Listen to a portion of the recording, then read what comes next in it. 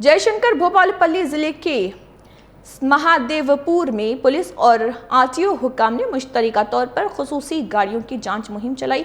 इस दौरान ट्रैफिक कानून की खिलाफ वर्जी करने वाली 9 गाड़ियों को जब्त करके जुर्माने भी आयद किए गए। डीएसपी सूर्य नारायण ने बताया कि इन कार्रवाइयों का मकसद सड़क हादसात की रोकथाम। उन्होंने गाड़ी चलाने वालों से ट्रैफिक कानून पर सख्ती से अमल करने की अपील की और खबरदार किया कि भारी गाड़ियों पर गैर मजाज एलईडी लाइट्स लगाने वालों के खिलाफ सख्त कानूनी कार्रवाई की जाएगी। उन्होंने कहा कि ऐसी खुसूसी जांच मुहिम आइंदा भी मुसलसिल जारी रहेगी।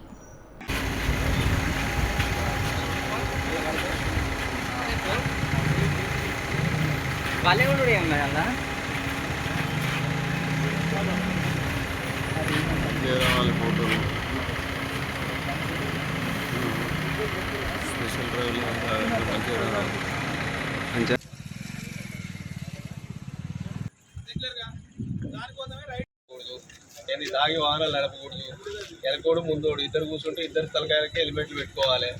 ఏంది ఒక్కరు కాదు ఇద్దరు పెట్టుకోవాలి. నెంబర్కి అన్ని సరైన పత్రాలు పెట్టుకోవాలి, లైసెన్స్లు ఉండాలి. ముగ్గురు ప్రయాణించకూడదు, తాగి వాహనాలు అసలే నడపకూడదు. చాలా ఇవన్నీ కూడా నియమ నిబంధనలు ఉన్నాయి, కానీ ఎవరు కూడా వాటిని పాటించట్లేదు. ప్రత్యేకంగా ఇంకోటి ఏంది, ఆటోలు తర్వాత లారీలు ఎల్ఈడి లైట్లు పెట్టుకోవాలా? ఎల్ఈడి మరి ఎదురు వచ్చి వెళ్ళిపోవాలి, చచ్చిపోవాలా? వాడు దూరం వచ్చిన వాళ్ళు వెళ్ళిపోవాలి, చచ్చిపోవాలా? ఏం ఆ మాత్రం సొయ్యలేదా? పెట్టుకోకూడదనే సొయ్యలేదా? నీ బండి కోసం నీ దాని గురించి నువ్వు నాకు మంచి కనపడాలని అంటావు. మరి నీ ఈ నుంచి మొదలు పెడితే నువ్వు హైదరాబాద్ దాకా పోతావు. హైదరాబాద్ దాకా పోయేటప్పుడు మరి రోడ్డు మధ్యలో ఎంతమంది చచ్చిపోవాలి? తర్వాత కార్లలో ప్రయాణిస్తున్నారు చాలామంది. ఏదో ముందు ఆయనకి డ్రైవింగ్ సీట్లో ఉన్న ఆయనకి సీట్ బెల్ట్ లేదు, మధ్యలో కూర్చున్న వాళ్ళకి అసలే లేదు. అవునా? తెలుసా లేదా? అసలు నియమ నిబంధనలు ఉన్నాయని తెలుసా లేదా? అసలు కార్లలో ప్రయాణించిన వాళ్ళకి తొలి టైర్ పెట్టుకోవాలి, తర్వాత లోపల కూర్చున్న వాళ్ళందరూ కూడా సీట్ బెల్ట్ పెట్టుకొని కూర్చోవాలి. తర్వాత ఇది ఒక్కటే కాదు, అరే మనం మంచిగానే పోతుండొచ్చు, అవతల ఎదురుగా వచ్చేటోడు ఎట్ట తోలుతున్నా అనేది కూడా గమనించుకుంటూ పోవాలి. లేకపోతే నువ్వు ఏదో సెల్ ఫోన్ డ్రైవ్ చేసుకుంటా నీ మానాన్ని నువ్వు పోతే వాడు ఎదురుగా వచ్చేటోడు నువ్వు మధ్య పోతున్నా కానీ అవతల వచ్చి కూర్చుతాడు.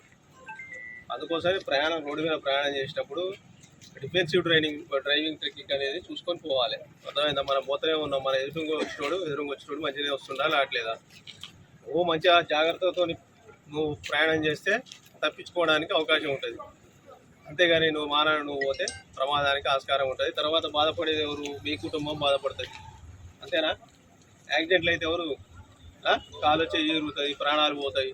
ఒక ఇంటి పెద్దను కోల్పోతే ఎంత ఎవరికి ఆ కుటుంబానికి ఏంది తీరని వేద.